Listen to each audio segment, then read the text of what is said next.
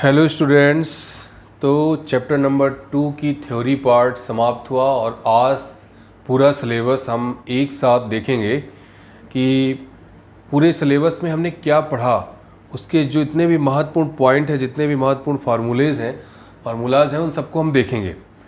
तो चलिए शुरुआत करते हैं। हमने शुरू में क्या पढ़ा था? विभव की परिभाषा, है ना। किसी बिंदु पर जो विभव नंबर 1 पहला फार्मूला है वो है v इक्वल टू, जो पहला फार्मूला हमने देखा है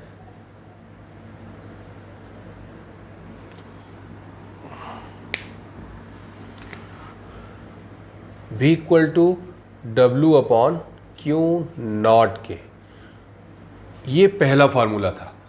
विभव की परिभाषा क्या है कि अनंत से एकांक धनावेश को विद्युत क्षेत्र के किसी बिंदु तक लाने में जितना कार्य करना पड़ता है उसे उस बिंदु पर विभव कहते हैं। वहाँ पे विभव की परिभाषा ऐसे परिभाषित हुई है। और दूसरा जो फार्मूला हमने देखा था, दूसरा फार्मूला हमने क्या निकाला था कि किसी बिंदु आवेश के कारण विभव का मान कितना होता है, v equal to 1/4 pi epsilon naught into Q upon R. किसी बिंदु आवेश के कारण किसी बिंदु पर विभव का मान इतना होता है। तीसरा फार्मूला था कि विभव और विद्युत क्षेत्र की तीव्रता में क्या संबंध होता है, तो वो होता है equal to minus dV upon dr के। चौथा फार्मूला हमने संधारित्र के केस में देखा था कि विद्युत क्षेत्र की तीव्रता और विभवांतर में एक संबंध ये भी होता है, V into D equal to V into D के।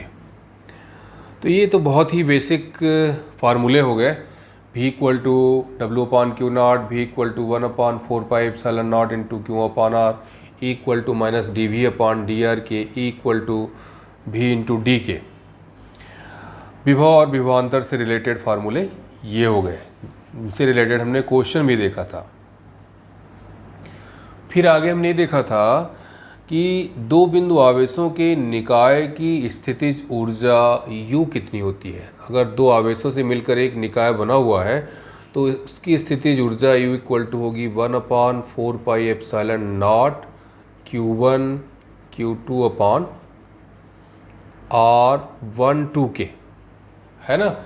दो बिंदु आवेशों से बने निकाय की स्थितिज ऊर्जा इतनी थी।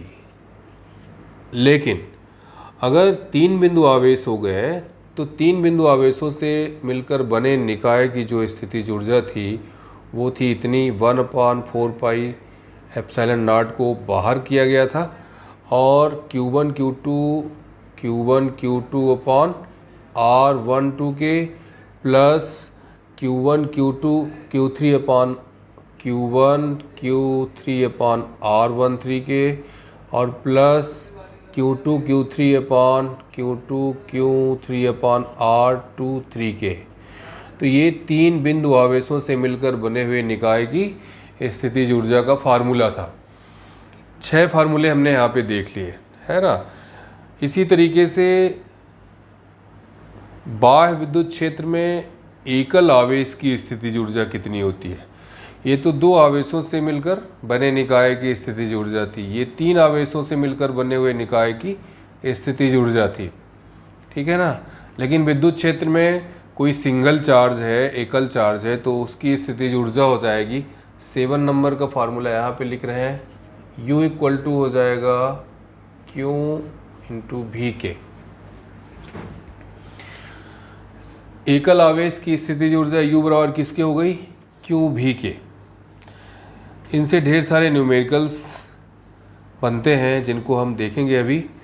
अब किसी भी संधारित्र की जो धारिता है, किसी भी पहले तो धारिता C का फार्मूला है Q अपॉन V के, ये भी हम लोग पढ़ चुके हैं।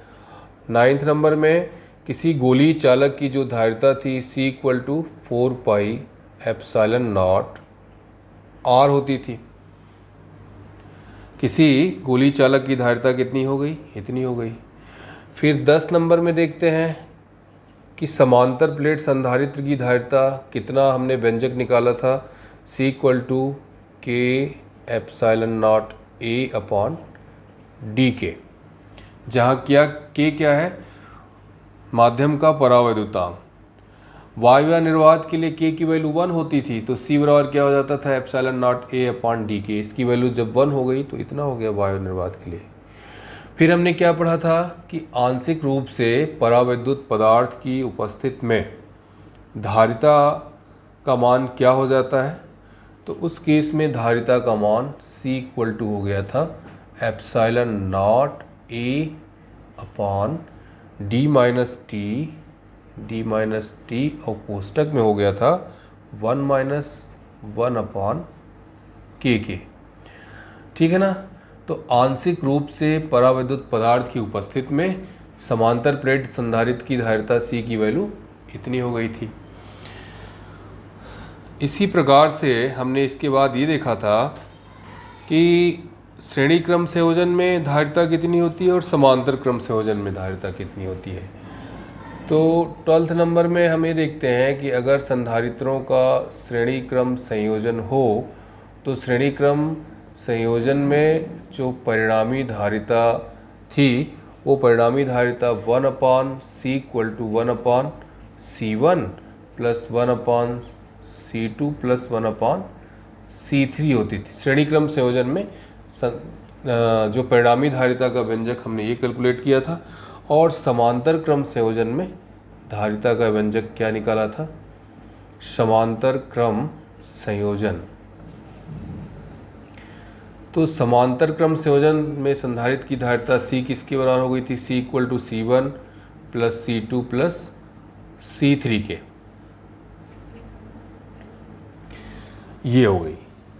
इतने सारे फार्मूले हमने इस अध्याय में देखे और इन फार्मूलों पर आधारित कई सारे क्वेश्चन बनते हैं। आप जितना अधिक क्वेश्चन सॉल्व करेंगे उतना ही परफेक्ट होंगे ये चैप्टर में। ये चैप्टर स्थिर वैद्युत विभव और धारिता का था, और इस चैप्टर के बेहतरीन अध्ययन के लिए और अच्छी समझ डेवलप करने के लिए आप न्यूमेरिकल प्रॉब्लम सॉल्व करें। और एक बार फिर से हम रिवीजन कर लेते हैं। विभव भी बराबर क्या होता है, W अपॉन क्यू नॉट, है ना। किसी बिंदु पर विभव की परिभाषा बाय डेफिनेशन ये हमको फार्मूला मिला है। फिर बिंदु आवेश के कारण किसी बिंदु पर विभव का मान इतना होता है। विद्युत क्षेत्र की तीव्रता और विभवांतर में संबंध E equal to minus dV upon dr होता है। फिर विद्युत क्षेत्र की तीव्रता और विभवांतर में एक संबंध E equal to V into D होता है।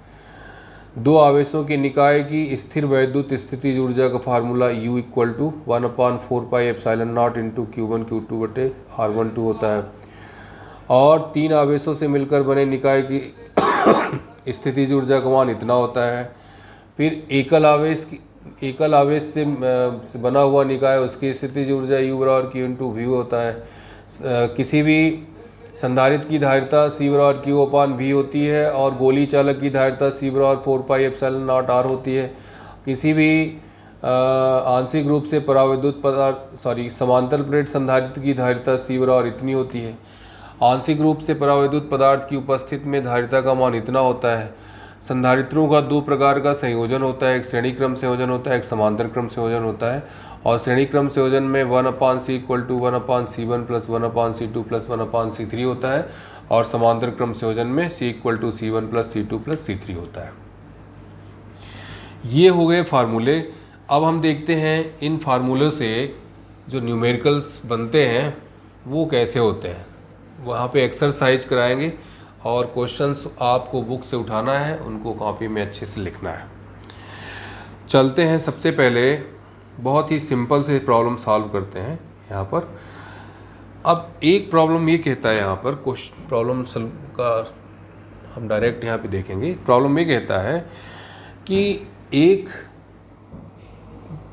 मतलब कि Q नॉट इतने कूलॉम आवेश को, इसकी वैल्यू कितनी है 1.6 इंटू 10 टू पावर -7 कूलॉम। इतने कूलॉम आवेश को अनंत से विद्युत क्षेत्र के किसी बिंदु तक लाने में कितना कार्य करना पड़ रहा है, W equal to 8.0 into 10 to power -9 joule.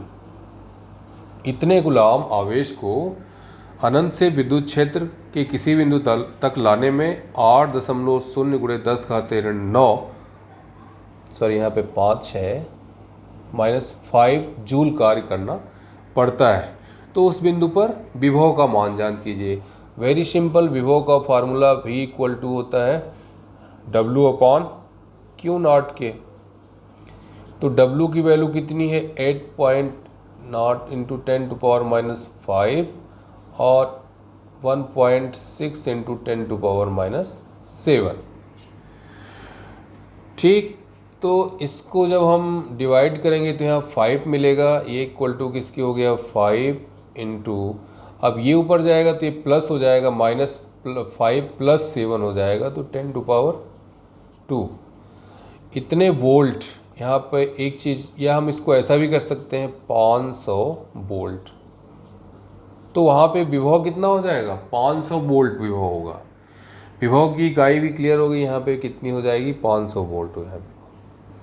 ठीक है, नेक्स्ट क्वेश्चन ये देखते हैं कि किसी विद्युत क्षेत्र की किन्हीं दो बिंदुओं के बीच का विभवांतर कितना है। V = 20 वोल्ट है ना। अगर V = कितना है 20 वोल्ट है, हम ऐसा भी डायरेक्ट लिख सकते हैं। और 2 × 10⁻⁵ कूलाम आवेश को एक बिंदु से दूसरे बिंदु तक लाने में या ले जाने में कितना कार्य करना पड़ेगा। यहाँ पे कार्य की वैल्यू पूछा है। दो बिंदुओं के बीच का जो विभवांतर है 20 वोल्ट है, और जो चार्ज ले जाया जा रहा है उसकी वैल्यू कितनी है 2 × 10⁻⁵ कूलाम आवेश है। ये विभव दिया है और Q दिया है, V दिया है और Q दिया है। तो इस फार्मूले से V = किसके होता है W/Q0 के, या अपने को कार्य चाहिए तो W = किसके V × Q0 के। तो A = V की वैल्यू कितनी है 20 और Q0 की वैल्यू है 2 × 10⁻⁵। ठीक है, तो इसकी वैल्यू कितनी हो गई, सीधे सीधे इसका मान कितना हो जाएगा 4.0 × 10⁻⁴। A = हो गया 4.0 × 10⁻⁴, और कार्य का मात्रक क्या होता है जूल। तो यहाँ पे हमने क्या लिख दिया है जूल लिख दिया। इस वाले क्वेश्चन में हमने विभव का कैलकुलेशन किया, इस वाले क्वेश्चन में हमने कार्य का कैलकुलेशन किया, लेकिन दोनों में फार्मूला जो है सेम है। अब अगला महत्वपूर्ण क्वेश्चन देखते हैं 3rd नंबर में। 100 माइक्रोकूलाम के बिंदु आवेश से 10 सेंटीमीटर की दूरी पर विभव का मान कितना होगा। क्या कह रहा है 100 माइक्रोकूलाम। Q = यहाँ पे Q0 नहीं लिख रहे हैं क्योंकि दूसरा वाला फार्मूला यूज होगा। बिंदु आवेश के कारण किसी बिंदु पर विभव का मान निकालिए। तो Q बराबर कितना है 100 माइक्रोकूलाम। 100 माइक्रोकूलाम, ठीक है। इसको कूलाम में अगर बदलना है तो माइक्रो के स्थान पे क्या कर देंगे 10⁻⁶ का गुणा, ये कूलाम में बदल गया। 10⁻² है ना, यहाँ पे 10⁻², पॉजिटिव घात है, तो यहाँ पे हम इसको ऐसा भी लिख सकते हैं 10⁻, ठीक है कोई बात नहीं, यहाँ पे लिखते हैं। अच्छा, इसके बाद क्या है 10 सेंटीमीटर की दूरी कितना दे रहा है, R = कितना है 10 सेंटीमीटर। इसको मीटर में बदल देते हैं, तो 10 सेंटीमीटर को मीटर में बदलने के लिए किसका गुणा करना पड़ेगा 10⁻2 का गुणा करना पड़ेगा, इतने मीटर हो गया। ठीक है, अब बिंदु सेकेंड वाला फार्मूला क्या कहता है, बिंदु आवेश के कारण जो विभव V = है वो 1/4πε0 इंटू Q/R के। तो 1/4πε0 की जो वैल्यू है याद होनी चाहिए 9 × 10⁻9 इंटू Q की वैल्यू कितनी है 100 × 10⁻⁶ बटे 10 × 10⁻²। अब इसको जब हम कैलकुलेट करेंगे तो क्या आंसर आएगा, इसका आंसर आ जाएगा 9 × 10⁻⁶ वोल्ट। 100 माइक्रोकूलाम के बिंदु आवेश से 10 सेंटीमीटर की दूरी पर वैद्युत विभव का मान ज्ञात कीजिए। कितना आ गया आंसर 9 × 10⁻⁶ वोल्ट।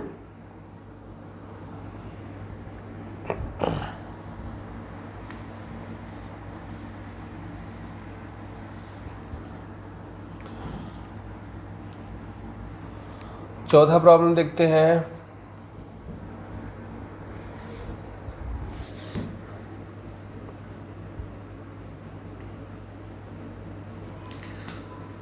चौथा प्रॉब्लम देखते हैं यहाँ पर। प्रॉब्लम ये है नंबर 4 कि 6400 किलोमीटर त्रिज्या वाली पृथ्वी की विद्युत धारिता माइक्रो फैरेड में ज्ञात कीजिए। ये क्वेश्चन भी इम्पॉर्टेंट है ना। पृथ्वी की त्रिज्या कितना उसने दे दिया, R इक्वल टू 6400 किलोमीटर। ठीक है, इसको अगर हम मीटर में बदलते हैं तो ये हो जाएगा 6400 गुणे 10⁻³ मीटर। कितना हो गया, 6400 गुणे 10⁻³ मीटर पृथ्वी की त्रिज्या हो गई। अब किसी भी गोली चालक की धारिता का जो फार्मूला है C इक्वल टू 4πε0 R की होता है। चूँकि 1/4πε0 की वैल्यू होती है 9 गुणे 10⁻9, तो 4πε0 की वैल्यू क्या हो जाएगी, C equal to 1/9 into 10⁻9 into R की वैल्यू कितनी है, 6400 इंटू 10⁻3। ठीक है ना। इसका कैलकुलेशन हम करेंगे तो आ जाएगा यहाँ पे 711.11 गुणे 10⁻6 फैरड। धारिता का मात्रक क्या होता है, फैरड। चूँकि इसको माइक्रो फैरड में पूछ रहा है तो ये तो माइक्रो फैरड है, क्योंकि 1 माइक्रो फैरड इक्वल टू 10 तो यहाँ पे सीधे सीधे आप लिखिए 711.11 फैरड। ये है 6400 किलोमीटर त्रिज्या वाली पृथ्वी की विद्युत धारिता माइक्रो फैरड में ज्ञात कीजिए, जिसकी वैल्यू कितनी हो गई, इतनी हो गई। इस तरह के जितने भी क्वेश्चन हैं उन सबको आप सॉल्व कर सकते हैं, उसमें दिक्कत नहीं है। ठीक है ना। अब एग्ज़ाम में जिससे रिलेटेड क्वेश्चन ज़्यादा आते हैं उसको यहाँ पे हम देखते हैं। आप है ना, उसको देखते हैं। 5th नंबर का क्वेश्चन यहाँ पे देख रहे हैं। अब जैसे एक डायग्राम दे दिया है ना, इस तरह का डायग्राम दे दिया। ये एक संधारित्र का संकेत ये है, एक संधारित्र यहाँ लगा है, दूसरा संधारित्र यहाँ पे लगा है कैपेसिटर, और तीसरा कैपेसिटर यहाँ पे लगा हुआ है। ओके, ठीक है। अब इनकी वैल्यू कितनी है, इनकी वैल्यू देखते हैं।